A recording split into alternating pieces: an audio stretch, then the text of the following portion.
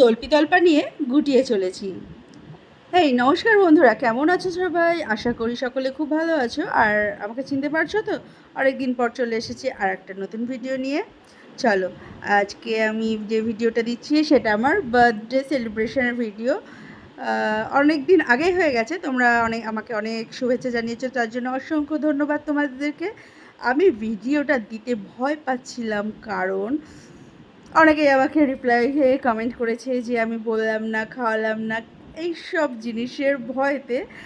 But তোমাদের সাথে share না করেও থাকতে পারছিলাম না, সেই জন্য আমি শেয়ার করলাম যে আমার ছোট্ট একটা বার্থডে পার্টি আয়োজন করা হয়েছিল, যেখানে কেক কাট করা হয়েছে এবং ছিল সঙ্গে এই একটু পকোড়া আর কিছু ছোট ছোট আইটেম খাওয়া দাওয়ার, যেটা ডিনারের পার্টি ছিল।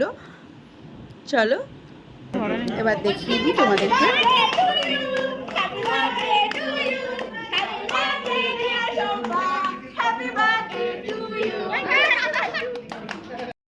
আবার জন্মদিনের দিন, আর আমার এক দাদাভাই, মানে আমার দিদির বর, তারও জন্মদিন ছিল। তাই দাদাভাইকে বলছিলাম আসো তুমিও একটু আমার সাথে কেক কাটো। তাই দাদাভাইয়ের সাথেও একটু কেক কেটে নিলাম। দাদাভাইয়ের জন্মদিন, দাদাভাইকেও সবাই কিন্তু একটু উইশ করে দিও। অবশ্যই লেট আপলোড, তবুও ঠিক আছে। তাহলে চলো, এবার কেক তো কাটা হয়ে গেল, এবার চলে আসি মেইন কোর্সের দিকে। এখানে আছে আমাদের চিকেনের একটা আইটেম ছিল, যেটা নামটা আমি ভুলে গেছি। সালাদ ছিল, পনির ছিল, আর বাটার নান ছিল, বিরিয়ানি ছিল।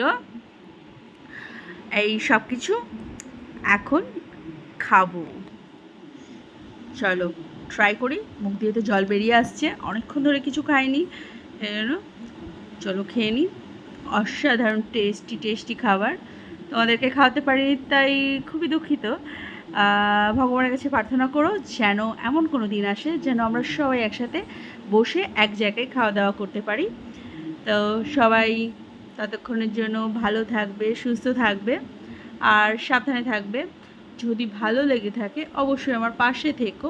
তোমাদের ছোট ছোট আশীর্বাদ আমার কাছে অনেক বড় করে তাজ হয়ে উঠতে পারে, তাই তোমাদের ভালোবাসা আমার একান্ত প্রয়োজন। সত্যি কথা বলছি, তোমরা না থাকলে আমি কিছুই না। তাই তোমাদের ভালোবাসাতেই আমি আরও এগোনোর সাহস পাচ্ছি। তোমরা যদি পাশে থাকো, সবসময় এভাবে আমাকে ভালোবাসা দিয়ে যাও, তাহলে আমি সত্যি আরও দূরে এগোতে সাহস রাখব। যদি ভালো লাগে অবশ্যই তোমাদের মতবাদ প্রকাশ করো, এবং যদি খারাপ লাগে অবশ্যই সেটা জানিও। আর সবাই আমাকে একটু আশীর্বাদ করো। টাটা। সকলেই সাবধানে থাকবে, সুস্থ থাকবে আর নিজের যত্ন নেবে। ধন্যবাদ।